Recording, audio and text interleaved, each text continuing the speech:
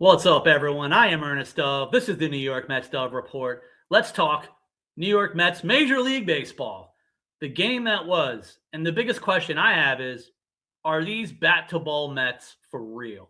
Want to get into some of the talk of it, some of the players, some of the projections. Maybe I'll throw in some minor league stuff at the end, of course.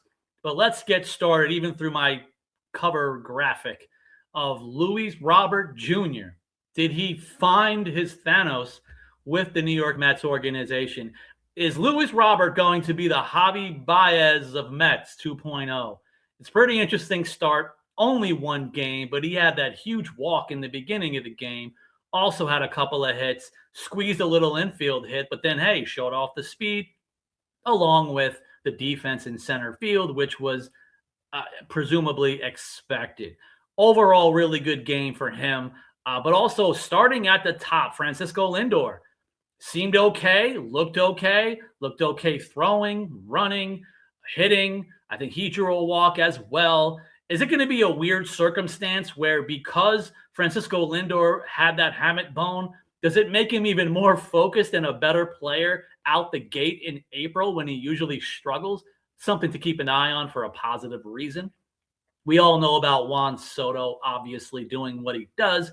Even some of his stuff and talk about wanting to be an MVP candidate this season started off looking the part as usual, putting the ball in play, getting a hit when needed, getting a walk, multiple walks. That's going to be his thing still all year, even with the hitter, the swinger, I'll swing at everything, Bo Bichette, who had that huge 0-2 count sac fly. Ends up still, in my opinion, being a very big deal early in the game, down 0-2.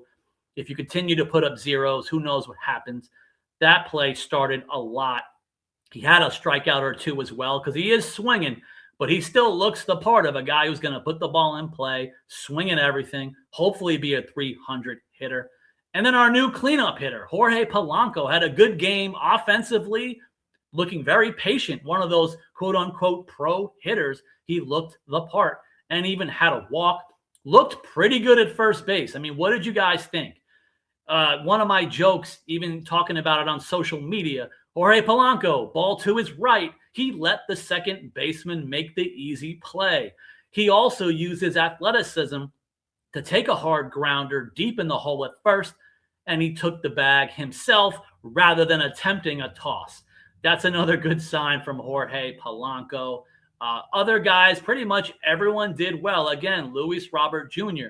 Will he keep this up? Will he stay on the field?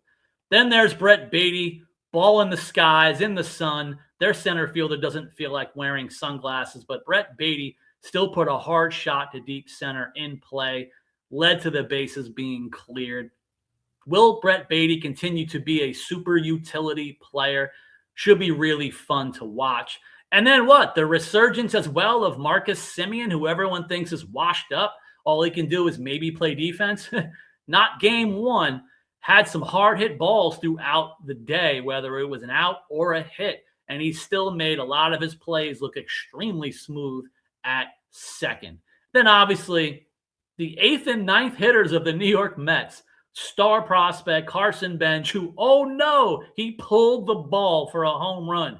That was expected anyway. He's going to show power all year. I don't know how many home runs, but he's got doubles power. He'll hit some home runs, and he'll spray the ball. He won't just hit them all opposite field.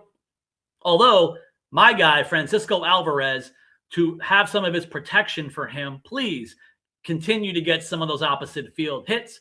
But if you want to go ahead and hit a 429-foot bomb now and then, please continue to do so. Are these the Mets? Is this something that we can expect? The Mets have had some teams similar-ish to this in the recent couple of years as far as taking pitches and doing some damage. But the 2026 opening day Mets looked a little bit different with the bat on ball, ball in play, with the walks, with the eating of pitches. Will this combination continue? Oh, it's against the Pirates. Yeah, it's against arguably top 3, top 1 pitcher in the National League in baseball that they ran him out of there after 2 outs. Really good start for the New York Mets. My opinion, this can and will continue.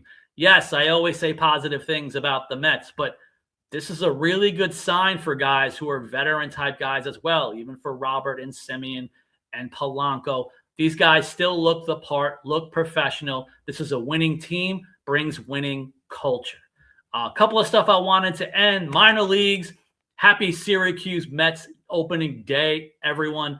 Jonah Tong is on the mound. All eyes, of course, at least mine, are going to be on his cutter and checking the MILB page throughout the game, hopefully while watching.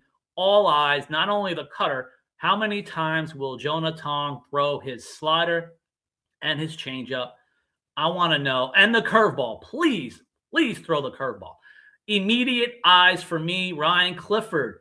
If he's in the game, along with Jacob Reimer, for both guys, I want to check out how they're going to do. Reimer, I feel more comfortable with the hit tool overall. Ryan Clifford, even game one, first series, what's the K rate going to be like? Will Ryan Clifford hit a home run in the first series? My projection would be a yes. He'll hit a home run and a double somewhere this week of the opening series. Let you guys know, what are your thoughts? Do you believe in the Mets? How excited are you for the AAA Syracuse Mets? Because again, along with just being a prospect hugger, minor league junkie, there's a lot of veterans on this team, like a Carl Edwards Jr. Some of these guys are going to get quick calls